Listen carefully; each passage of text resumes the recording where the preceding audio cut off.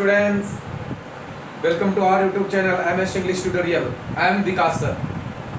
My friends, आज का session बहुत ही मजेदार होने वाला है, तो आप इस वीडियो को शुरू से अंत तक जरूर देखिए। आज का सेशन बहुत ही इंटरेस्टिंग होने वाला है आपका। मैं वॉइस का सेशन आप लोगों का ले रहा था और वॉइस की ऑलरेडी मैं 3 सेशन ले चुका हूं और आज ये वॉइस का 4th सेशन है। और आज का जो सेशन है ना, उसका नाम है passive voice with 2 objects. Passive voice with 2 object. तो सबसे पहले ये बात करेंगे कि आखिर जो है 2 ऑब्जेक्ट्स जो होगा वो कैसे आएगा। 2 ऑब्जेक्ट्स की आखिर बात क्या है, 2 ऑब्जेक्ट के साथ पैसिव कैसे बनाएंगे। जैसे अभी तक का जो लास्ट सेशन तक हम लोगों ने देखते हैं वो इस तरीके से वीडियो था। वो वीडियो क्या था, जैसे मान लीजिए वीडियो इस तरीके से था कि दे हेल्प्ड मी, दे हेल्प्ड मी। तो देखिए मी, दे हेल्प्ड मी मतलब उन लोगों ने मदद किया हूं, तो मी को, ठीक है। तो एक सिंगल ऑब्जेक्ट था, लेकिन आज का जो सेशन मैं लेकर आया हूं ये क्या है, तो ये डबल ऑब्जेक्ट इसमें रहेगा, ठीक है। इसमें जो है डबल ऑब्जेक्ट रहेगा और उसका पैसिव आज हम लोगों को बनाना है। तो डबल ऑब्जेक्ट की जब मैं पैसिव की अगर बात करता हूं तो ये बहुत ही इंटरेस्टिंग होने वाला है माय फ्रेंड्स। आप लोग वीडियो को मैं बार बार कर रहा हूं, अंत तक देखिए। जितना वीडियो को अंत तक देखेंगे बहुत ज्यादा समझ में आएगा। आज का मैंने पहले ही कहा स्टार्टिंग में ही, है ना, कि आज का जो लेसन है, आज का जो सेशन है बहुत ही इंटरेस्टिंग होने वाला है, ठीक है। बहुत ही इंटरेस्टिंग होने वाला है आज का सेशन। चलिए, तो सबसे पहले अगर मैं बात करूं सेंटेंस की, तो सेंटेंस में सबसे इंपॉर्टेंट क्या होती है, तो वर्ब। सेंटेंस में सबसे इंपॉर्टेंट होती है वर्ब, ठीक है। तो आज मैं उसी वर्ब की बात करने वाला हूं। देखिए, ये जो 2 ऑब्जेक्ट्स को है उसे समझने के लिए जो मैं ये बताने वाला हूं ये बहुत ही इंटरेस्टिंग चीजें हैं। ये ऐसी चीजें हमेशा नहीं बताई जाती, हमेशा नहीं बताई जाती। यूट्यूब पे बहुत सारे वीडियोस मिलेंगे, लेकिन ये चीज शायद आप लोगों को आज तक नहीं मिला होगा, है ना। तो देख लीजिए, मैं बहुत ही ध्यान से, मैंने कहा वर्ब। जनरली जब मैं वर्ब को डिवाइड करता हूं तो 2 वर्ब जनरली होते हैं, है ना। एक ट्रांजिटिव और दूसरा जो है इंट्रांजिटिव। अब लगेगा कि सर आपने कहा कि ये वीडियो नहीं मिला होगा, ये तो मैं पढ़ चुका हूं, बिल्कुल आपको आता होगा, कोई डाउट नहीं है। बस थोड़ा सा बर्दाश्त करिए, है ना, थोड़ी सी टॉलरेट करिए, थोड़ा सा सहन करिए, बस थोड़ा सा समय दीजिए, आपको पूरा का पूरा कॉन्सेप्ट क्लियर होगा जो मैं आपको देना चाह रहा हूँ, ठीक है। जो मैं आपको देना चाह रहा हूँ, बस थोड़ा सा मेहनत करिए। मैंने कहा ट्रांजिटिव वर्ब और इंट्रांजिटिव वर्ब। देखिए, जनरली अगर मैं किताबों की बात करूं तो किताब में कहा जाता है कि a verb which take an object is called transitive verb, और the verb which can not take a object, और है ना, verb which doesn't take an object that is called intransitive verb. Means intransitive verb के बाद no object, कोई object नहीं होता। But ऐसा क्यों, रीजन क्या है इसका, इसका आखिर कारण क्या है, क्यों ये ट्रांजिटिव वर्ब होगी, क्यों ये इंट्रांजिटिव वर्ब होगी, रीजन क्या है। देखिए, मैं आपको बता देता हूं। ट्रांजिटिव का देखिए निर्माण हुआ है ट्रांजिट शब्द से, और ट्रांजिट का मतलब होता है ट्रैवल करना, मींस यात्रा करना। कहने का मतलब होता है कि जब सब्जेक्ट, देखिए मैंने कहा सेंटेंस में सबसे इंपॉर्टेंट क्या होता है, वर्ब, ठीक है। और वर्ब के लिए सबसे इंपॉर्टेंट क्या होता है, सब्जेक्ट। देखिए, और सब्जेक्ट और वर्ब ये दोनों मिलके जो काम करते हैं वो किस पे जाता है, तो ऑब्जेक्ट पे जाता है, ठीक है। सब्जेक्ट और वर्ब मिलके जो काम होता है इन दोनों के बीच, उसका प्रभाव किस पे पड़ता है, तो ऑब्जेक्ट पे पड़ता है। इस बात का आप लोग ख्याल रखिएगा कि सब्जेक्ट और वर्ब का प्रभाव किस पे पड़ेगा, तो ऑब्जेक्ट पे होगा, ठीक है। तो मैं उसी बात को आज आप लोगों के सामने रखने वाला हूं कि ये जो वर्ब और सब्जेक्ट जो है उसका प्रभाव कहां पड़ेगा, तो ऑब्जेक्ट में पड़ेगा। जैसे सपोज मैं आपसे एक सिंपल चीज मैं बताने वाला हूं अभी, एक बहुत ही आसान सा चीज है। वो चीज ये है कि सपोज मैंने कहा paint the wall, paint the wall, paint the wall, verb बनाइएगा। मैंने कहा पेंट द वॉल, मतलब मैं वॉल को पेंट कर रहा हूं। अब देखिए, काम मैं कर रहा हूं, वर्ब क्या हुई, पेंट, मीन्स पेंट करना। काम कौन कर रहा हूं, मान लीजिए मैं कर रहा हूं, है ना, I am painting the wall. तो देखिए, अब मैं काम कर रहा हूं तो क्या उसमें बदलाव आ रहा, नहीं आ रहा, उसमें बदलाव आ रहा है, नहीं आ रहा, दीवार रंगाई हो रही है ना भाई, वो सुंदर हो रहा है। तो कहने का मतलब है बिल्कुल थियोरेटिकल से नहीं, बिल्कुल प्रैक्टिकल समझिए, है ना। I am not going to do theoretical बकवास, ठीक है, बिल्कुल भी थियोरेटिकल बकवास नहीं करने वाला हूं, बिल्कुल प्रैक्टिकल तरीके से मैं आज आप लोगों का ये सेशन कंप्लीट करने वाला हूं। हाँ, ये सेशन थोड़ा सा लंबा हो सकता है ना, लेकिन आपको जो आज आप लोग ये सीख लेंगे वो मैं दावे के साथ कहता हूं आप कभी भूलेंगे नहीं। तो वीडियो को शुरू से अंत तक देखते रहिए और थोड़ा सा पेशेंस रखिए, क्योंकि पेशेंस रखेंगे तो ज्यादा सीखेंगे। ठीक है, अब वीडियो को अंत तक देखने का प्रयास जरूर करें। ठीक है, तो चलिए, मैंने कहा कि आई पेंट द वॉल, तो जब मैं पेंट करूंगा तो इफेक्ट होगा, है ना, उस पर इफेक्ट होगा। ठीक है, अब जैसे मैंने कहा कि I am standing near the wall, अगर बताइए कि मैं अगर दीवार के नजदीक में खड़ा हूं तो क्या दीवार में कोई इफेक्ट हो रही है? क्या दीवार उठ के कहीं चल गई? कहीं कुछ नहीं हो रहा। तो कहने का मतलब होता है ना कि जब सब्जेक्ट और वर्ब मिलकर काम कर रहा हो और इसका इफेक्ट जिस पे पड़ रहा हो वही ऑब्जेक्ट होता है ना, वही ऑब्जेक्ट होता है। और देखिए जनरली आप लोग ये अच्छी तरीके से जानते हैं। अब जैसे देखिए मैंने कहा पेंट द वॉल, तो मैं काम कर रहा हूं, है ना, काम क्या हुआ? पेंट का। तो क्या वॉल पे चेंजेस आ रहे नहीं आ रहे? यहाँ पे चेंज हो रहा है, रंगाई हो रही इसकी। अब मैं एक और एग्जांपल इसी में लिखने वाला हूं। जैसे मैंने कह दिया कि the word flying in the sky, the word fly in the sky, कि जो पक्षी है वो आकाश में उड़ रहे हैं। अब एक बात बताइए कि जब पक्षियां आकाश में उड़ रही है तो क्या आकाश में कोई परिवर्तन होगा? कोई परिवर्तन नहीं होगा मेरे फ्रेंड्स, कोई इफेक्ट नहीं होगा। ठीक है, कोई इफेक्ट नहीं होने वाला है, इस बात का ख्याल रखिए।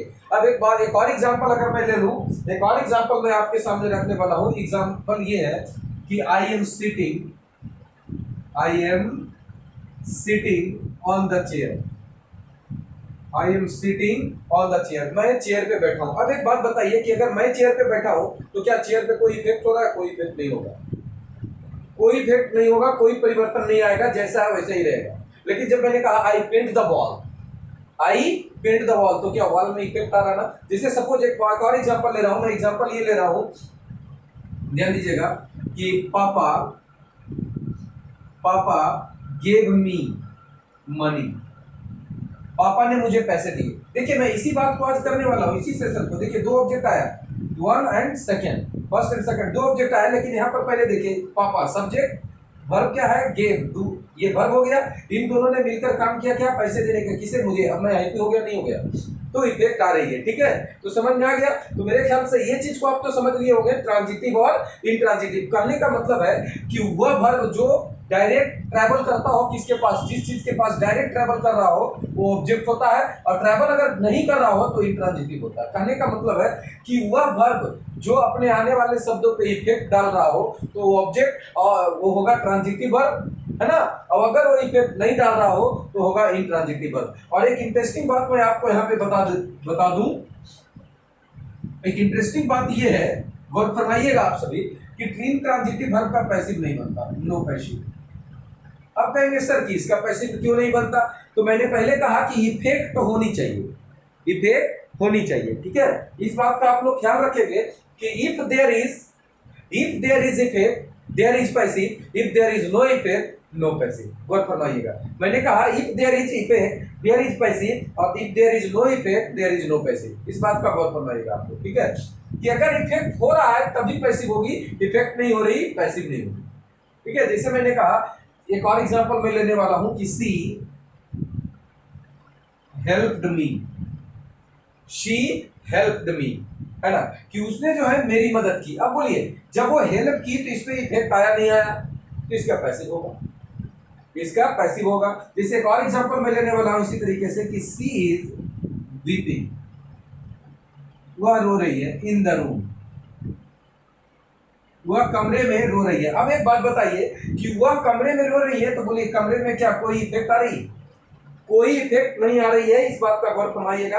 आज थोड़ी सर्दी है ना, तो ठीक है, यहाँ पे मैं कह रहा था कि क्या कमरे में कोई इफेक्ट हो रही? कभी इफेक्ट नहीं हो रहा। अब एक बात बताता हूँ, देखिए ऑब्जेक्ट वही होती है, ऑब्जेक्ट तो होता है जब आप वर्ब के बाद, ये एकदम बिल्कुल ही बेहतरीन तरीके से मैं आपको क्लियर कर देता हूं कि वर्ब के बाद, ये जो वर्ब है ना, वर्ब के बाद आप व्हाट रख दो या हुम रख दो, और इन दोनों का जो रिप्लाई मिलेगा ना, व्हाट और हुम रख दो, इस दोनों का रिप्लाई मिलेगा वही ऑब्जेक्ट। जैसे मैंने कहा कि शी हेल्प्ड मी, है ना, तो हुम किसे की? तो मुझे की, तो ये क्या हो जाएगा? ऑब्जेक्ट हो जाएगा। लेकिन यहाँ पे देखिए इन द रूम, ये तो प्लेस दिखा रहा है ना, तो ये तो हो ही नहीं सकता। ऑब्जेक्ट तभी होगी जिसका क्वेश्चन किसमें मिलता हो, व्हाट और हुम से क्वेश्चन किया जा सकता हो, वही ऑब्जेक्ट होता है। और जिसका क्वेश्चन आप व्हाट और हुम से नहीं कर सके वो कभी भी ऑब्जेक्ट नहीं होगा, इस बात का ख्याल रखिएगा।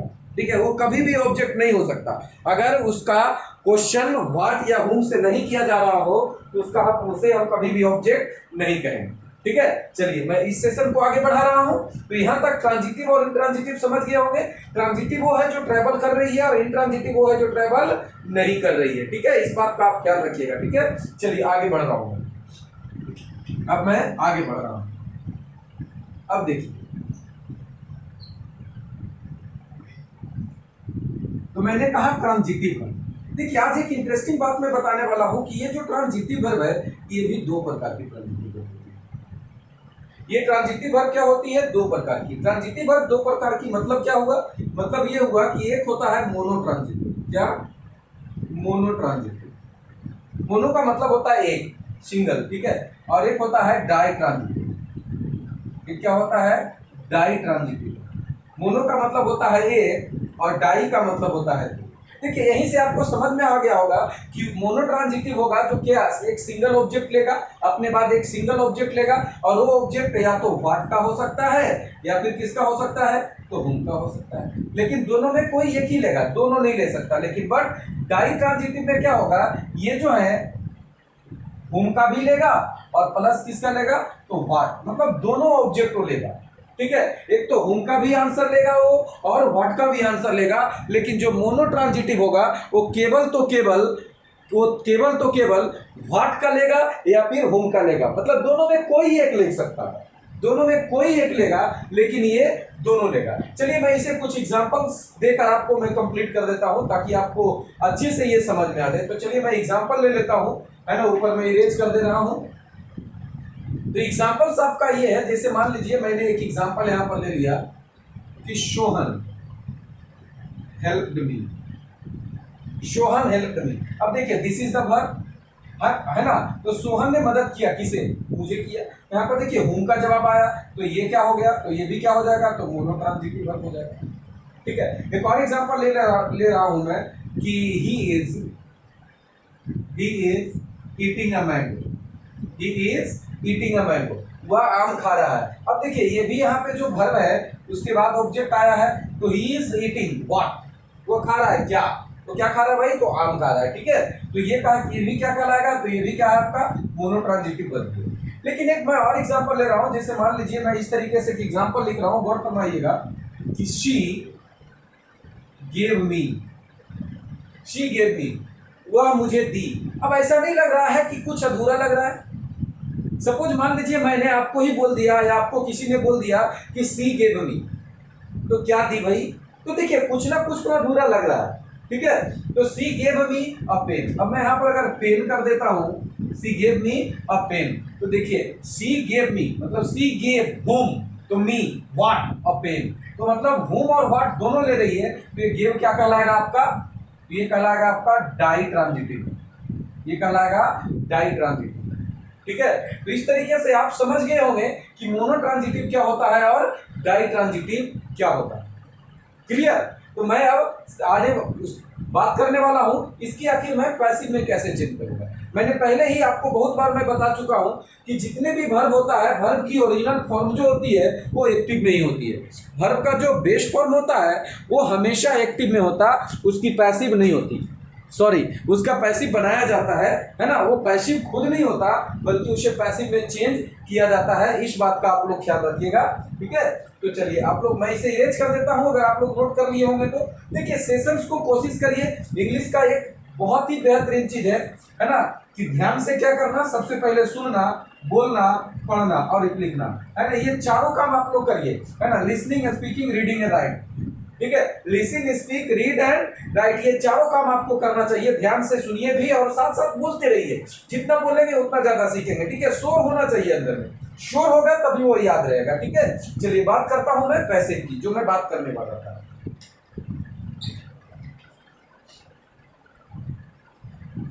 तो आज का सेशन जैसा कि मैंने कहा कि यहाँ पे कि दो ऑब्जेक्ट के साथ पैसिव बनाऊंगा, है ना, कि दो दो ऑब्जेक्ट होंगे और उसके बाद मुझे पैसिव में चेंज करना है। एक बार फिर से मैं रिवाइज कर देता हूं। सबसे पहले मैंने बात किया दो ऑब्जेक्ट के साथ, तो दो ऑब्जेक्ट आता है वर्ब।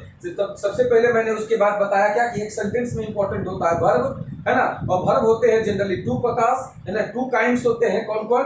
एक होता है ट्रांजिटिव और एक होता है इंट्रांजिटिव। ट्रांजिटिव कौन होते हैं? जो ट्रैवल करती है, और इंट्रांजिटिव ये होती है जो ट्रैवल नहीं करती। मींस ट्रांजिटिव वर्ब वो होता है जो किसी दूसरे पे इफेक्ट डालता है, बल्कि इंट्रांजिटिव ऐसा नहीं करता। और ट्रांजिटिव होता है दो, एक है मोनो ट्रांजिटिव जो केवल एक ही ऑब्जेक्ट लेगा, है ना, और एक है डाई ट्रांजिटिव जो दो ऑब्जेक्ट लेगा। ठीक है, यहां तक आप लोगों का कॉन्सेप्ट पूरी तरीके से क्लियर हो गया होगा। चलिए अब मैं आगे बात करने वाला हूं। ठीक है, देखिए, तो सबसे पहले जैसे मैं इसे, जो मैंने कहा कि ये जो दो ऑब्जेक्ट होंगे, इसको वॉइस में कैसे चेंज करना है, इसका पैसिव कैसे बनाना है, मैं एक एग्जांपल से लेके मैं इसको समझाना चाहूंगा।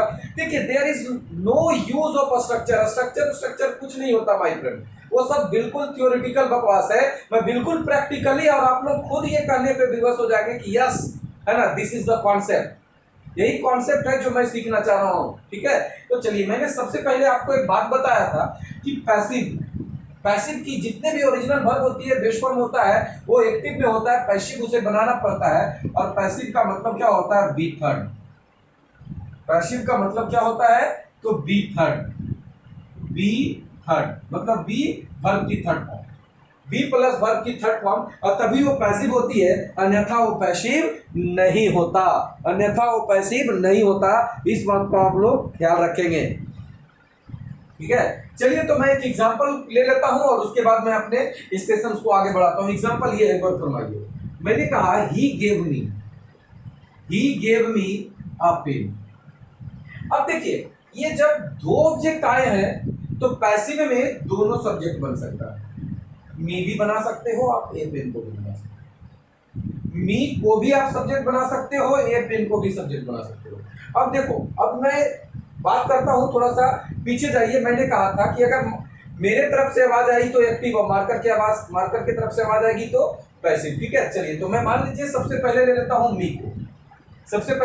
ले लेता हूं, तो मी की तरफ से आवाज आएगी, है ना, तो मुझे दिया गया कलम, ठीक है, क्या हो जाएगा? आई। अब देखिए, यहाँ क्या है? वर्ब की सेकंड फॉर्म, और मैंने क्या कहा था? बी प्लस वर्ब की थर्ड फॉर्म। अब बोलिए, यहाँ पे क्या है? Second form. तो बोलिए, बी की सेकंड फॉर्म क्या होती है? वाज वर्ब, तो आई के साथ क्या आएगा? वाज, और गेव का थर्ड फॉर्म क्या होगा? गिवन। तो I was given a pen by, पूरी काम कर लीजिए, और सिग्नेचर कब होता है? अंत में होता है, तो बाय हिम। क्लियर हो गया? चलो, उसके बाद में दूसरा, आप मान लीजिए मैं एक पेन की तरफ से आवाज करता हूँ। ठीक है, पेन की तरफ से आवाज होगा, क्या होगा? अ पेन, है ना, अ पेन। फिर से यही वाला वर्ब होगा, है ना, बी प्लस वर्ब की थर्ड फॉर्म लेंगे, तो फिर से हमें आ जाएगा वर्ब। अब देखिए, इसमें क्या है? ज का साउंड नहीं है, तो वाज, इसमें ज का साउंड आएगा। ठीक है, इसमें ज का साउंड नहीं है, तो इसमें ज का साउंड आएगा। जैसे मैंने कहा था, मैंने एक बात बताई थी, गौर फरमाइएगा इसका, है ना, कि आई के साथ एम, यू के साथ आर, और ही के साथ इज। फिर से, आई के साथ एम, यू के साथ आर, और ही के साथ इज। मैं बार बार इसलिए बोल रहा हूं, होश में हूं, पूरे होश में बोल रहा हूं बार बार। ही के साथ इज, देखिए एक साउंड आ रहा है ज। आई के साथ एम, यू के साथ आर, ही के साथ इज, ज। ठीक है, अब देखिए, जो यू के साथ आएगा वही आएगा बी और दे के साथ, और जो ही के साथ आएगा वही आएगा सी और इट के साथ, है ना। इंग्लिश में अगर आपसे कोई पूछता है कि सब्जेक्ट कितने हैं, तो मात्र 7 सब्जेक्ट है, उसमें आपको याद रखना है 3। कौन कौन? आई, यू और बी। जो यू के साथ है वही बी और दे, जो सी के साथ है वही सी, है ना, जो ही के साथ है वही सी और इट के साथ। क्या समझ में आ रहा होगा? बहुत ही अच्छे से, बहुत ही आसान है। लोगों को लगता है ना, थ्योरेटिकल बकवास, इतने नाउन है, इतने प्रोनाउन है, इतना सब्जेक्ट, ऐसा कुछ नहीं होता। अब जैसे मान लीजिए मैंने लिखा बॉय, सपोज मैंने बॉय लिखा, अब बोल रहे भाई बॉय ही तो है, बॉय ही तो है ना, है ना। गर्ल लिखता हूं तो सी ही तो है, तो कहां ज्यादा याद करने की जरूरत है, कहां ज्यादा रट्टा मारने की जरूरत है? तो इंग्लिश में टोटल सब्जेक्ट होते हैं 7, और उसमें आपको याद रखना है 3, है ना। तो चलिए, जैसे मैंने कहा कि आई के साथ एम, यू के साथ आर, और ही के साथ इज, उसी प्रकार से अगर मैं ले लूं, है ना, उसी प्रकार से अगर मैं ले लूं, तो आई के साथ हैव, यू के साथ हैव, और ही के साथ हैज। ठीक है, उसी प्रकार से अगर मैं ले लूं, तो आई के साथ वाज आता है, यू के साथ वर, और ही के साथ वाज।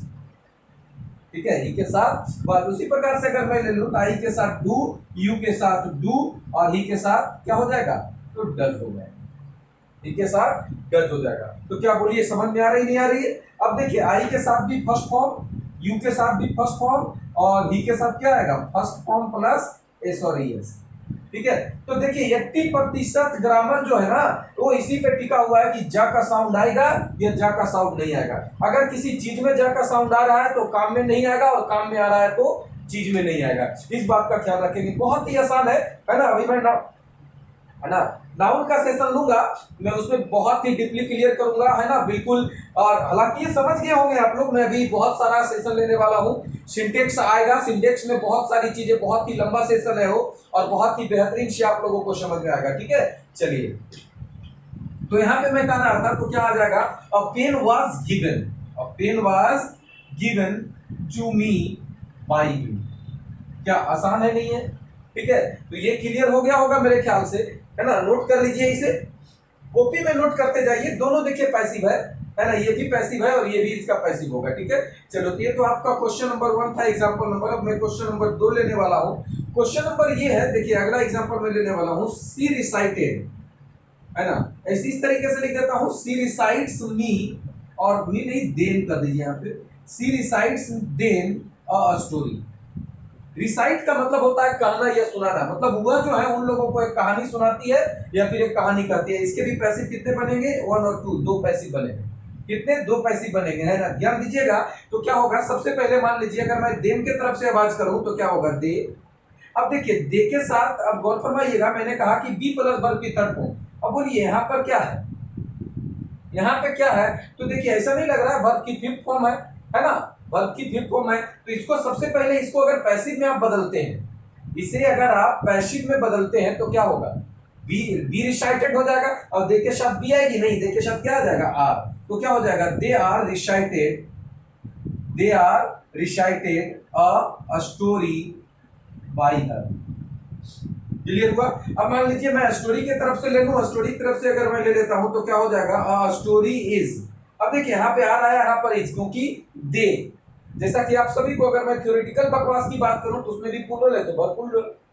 क्लियर। मैंने कहा था ना कि जो यू के साथ वही बी और दे के साथ। क्लियर है। स्टोरी इज, क्योंकि ये इट हो गया ना भाई, ये तो इट हो गया, तो क्या हो जाएगा, अ story is recited, a story is recited, है ना, देम, टू देम भी कर सकते हैं, कोई बात नहीं है। A story is recited to them कर दीजिए यहाँ पे, a story is recited to them by हर।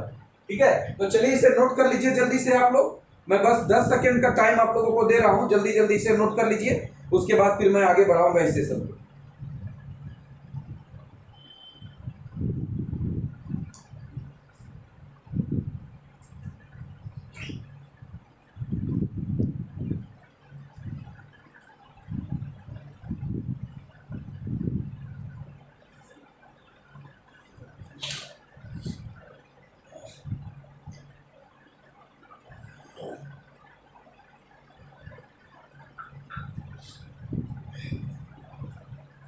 आप लोगों ने नोट कर लिया होगा, मैं इरेज कर रहा हूं इधर।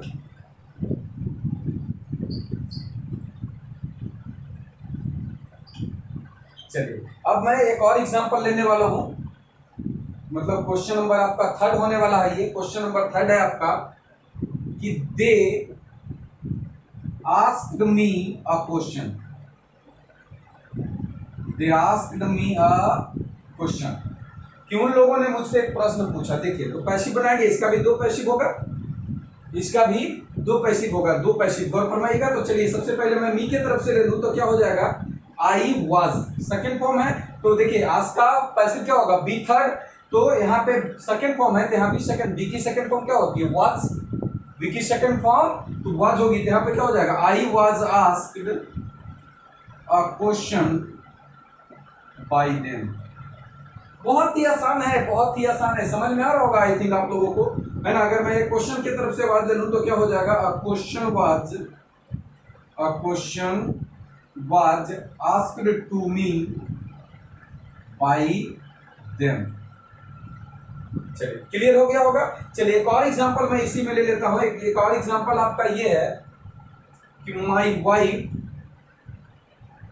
Wife writes me a letter every week, every week, WEEK, every week, मेरी पत्नी है ना, हर सप्ताह मुझे एक लेटर लिखती है। चलिए तो मैं इसका भी 2 पैसिव हो जाएगा, है ना। तो सबसे पहला पैसिव मान लीजिए। अब देखिए माई वाइफ राइट्स, मेरी पत्नी लिखती है हुम, किसे, तो मुझे, हुम, और व्हाट क्या लिखती है, तो लेटर।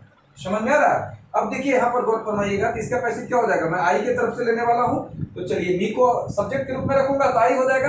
अब देखिए राइट की पैसिव क्या होगी, be third means be written, write का पैसिव बी रिटेन। अब क्या लगता है यहाँ पे, देखिए वर्ब की फिफ्थ फॉर्म है, तो क्या आई के साथ क्या आना चाहिए, अब बोलिए बी की आएगी तो क्या आएगी, एम इज आर आएगा, तो आई के साथ क्या आएगा, एम, तो क्या हो जाएगा, I am written a letter every week by my wife. Clear. चलो एक और इसका, अगर मैं अ लेटर के तरफ से ले लूं तो क्या हो जाएगा, अ लेटर, फिर से राइट का क्या होगा, पैसिव बी रिटेन, और है ना। अब देखिए यहाँ पर फिफ्थ फॉर्म है तो डी की फिफ्थ फॉर्म क्या होती है, इज, तो क्या हो जाएगा, a letter is written, a letter is written to me every week by my wife। चलिए तो समझ में आ गया होगा, जल्दी जल्दी नोट कर लीजिए, है ना। बहुत ही इंटरेस्टिंग चीज अभी कुछ बचा हुआ है, मैं आप लोगों के साथ अभी डिस्कस करने वाला हूं।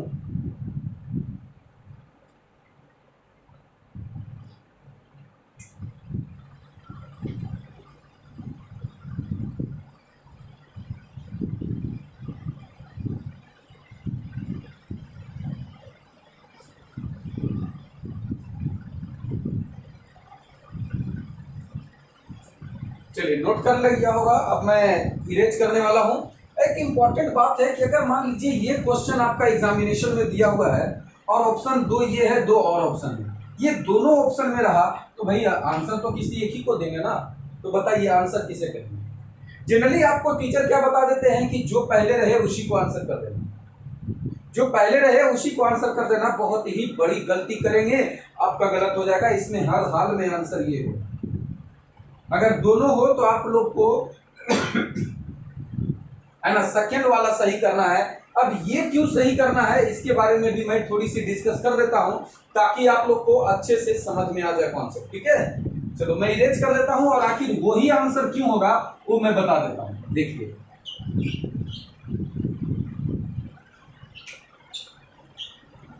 क्यों होगा वो आंसर, मैं उसके बारे में बता देता हूं आप लोगों को। चलिए देखिए क्यों होगा, गौर फरमाइए। मैंने एक एग्जांपल लिखा, एग्जांपल ये है, जैसे मैंने कहा ही gave me a pen, he gave me a pen। अब देखिए सबसे पहले लॉजिकल समझिए, यहाँ पे लॉजिकल समझिए। he gave me, वह मुझे दी कलम, what, तो पेन दी। एक लॉजिक समझिए, अगर मैं पेन को हटा देता हूं, अगर मैं पेन को हटा दूं, ठीक है, he gave me what, उसने मुझे दिया what, क्या, ऐसा नहीं लग रहा कुछ अधूरा है।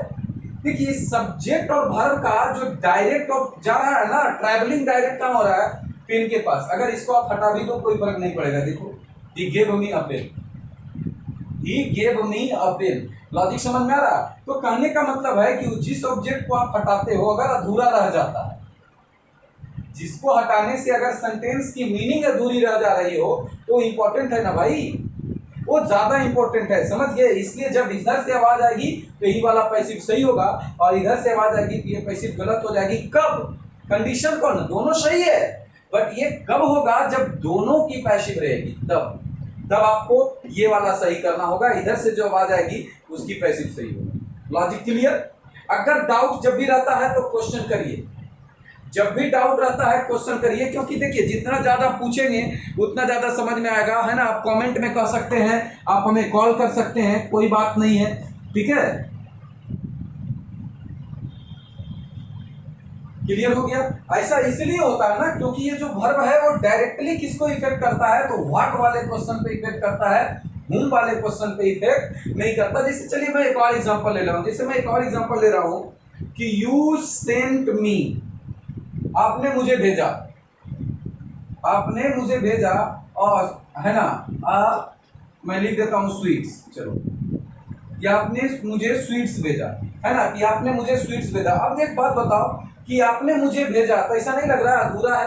अगर इसको छोड़ दूं तो अधूरा है, और इसको आप छोड़ दो कोई फर्क नहीं पड़ेगा, आपने स्वीट्स भेजा, कोई टेंशन नहीं है। क्या क्लियर हो गया? तो बहुत ही अच्छे से चलिए, तो अब मैं कुछ क्वेश्चंस दे रहा हूं जिसे आप लोग है ना सॉल्व करने का प्रयास करिएगा ना, सॉल्व करने का प्रयास करिए और उसका आंसर जो है कमेंट बॉक्स में डालिए, है ना। इस बात का ख्याल रखिएगा फ्रेंड्स कि if there is no effect there is no passive, if there is effect there is passive, इस बात का ख्याल रखिएगा, ठीक है। चलिए, तो मैं कुछ क्वेश्चंस दे रहा हूं। चलिए, क्वेश्चन नंबर आपका फर्स्ट है, क्वेश्चन नंबर फर्स्ट है आपका, my friend has given me an ice cream, an ice cream, clear हो गया। और क्वेश्चन नंबर आपका 2 है, द कंपनी पेड हर, है ना, paid her, the company paid her meagre salary. देखिए, मीगर सैलरी, मीगर का मतलब होता है कम, थोड़ा कम सैलरी दिया उसे कंपनी ने, ठीक है। चलिए, अब मैं थर्ड लेने वाला हूं। थर्ड आपका है कि she offered me a chair, she offered me a chair. और एक और एग्जांपल लेने वाला हूं कि माय फादर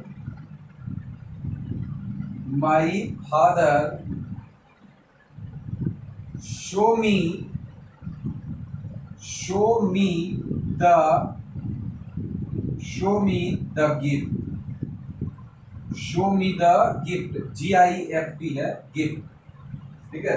क्वेश्चन नंबर अगर मैं फिफ्थ की बात करूं, क्वेश्चन नंबर फिफ्थ है, आप लिख सकते हो एग्जांपल में इस तरीके से, विकास सर टीचेज अस इंग्लिश, है ना। क्वेश्चन नंबर मैं 6 लेने वाला हूँ, 6, आप 6 में आप आंसर लिख सकते हो।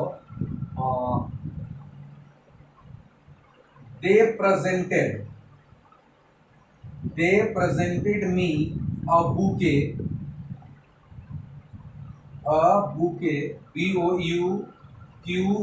bouquet on my birthday,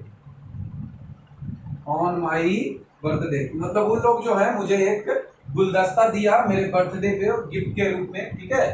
चलो, एक और एग्जांपल अगर मैं ले ले यहाँ पे, तो एग्जांपल क्वेश्चन नंबर 7 आपका है, मोहन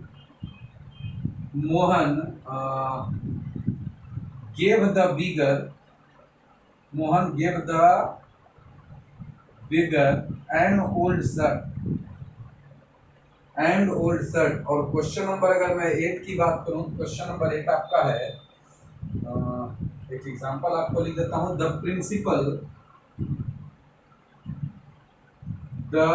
प्रिंसिपल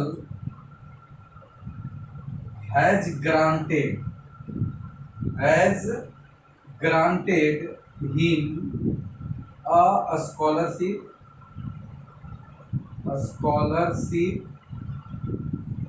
क्वेश्चन नंबर अगर मैं 9 लेने वाला हूं, तो क्वेश्चन नंबर 9 आपका हो जाएगा, क्वेश्चन नंबर 9 में आप लिख लो,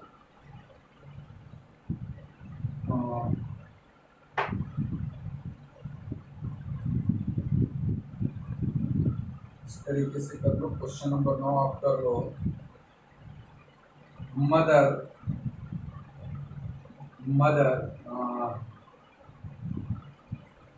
tells me a story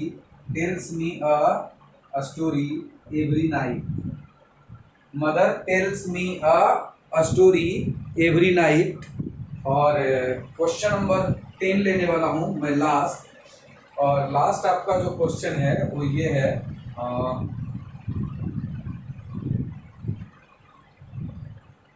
the company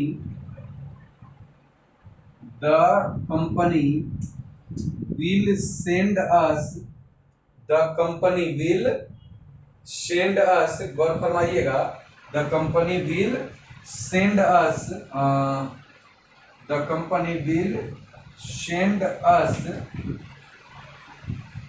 our wages का मतलब होता है मजदूरी, वेजेज मतलब मजदूरी, ठीक है। तो ये 10 क्वेश्चंस हैं, आप लोग इसे सॉल्व करने का प्रयास करिएगा, कमेंट बॉक्स में बताइए। तो इस वीडियो में फिलहाल इतना ही, मैं अगले वीडियो में मिलूंगा, अगले वीडियो में मैं आपसे बातें करूंगा, है ना। अगर आपको वीडियो अच्छी लगे तो इसे जितना ज़्यादा हो सके इस वीडियो को शेयर करिए और लाइक करिए, सब्सक्राइब जरूर करिए, अपने दोस्तों को भी बताएं, है ना। और जितना आप देखिए, एक्चुअली क्या है ना कि आपका लाइक, कमेंट और सब्सक्राइब ही मुझे एक अंदर से मोटिवेशन देता है ताकि मैं और अच्छा कर सकूं। और ये जरूर कमेंट में बताइए कि आपको ये वीडियो कैसी लगी। Thank you, all the very best, good luck, thank you, all the very best.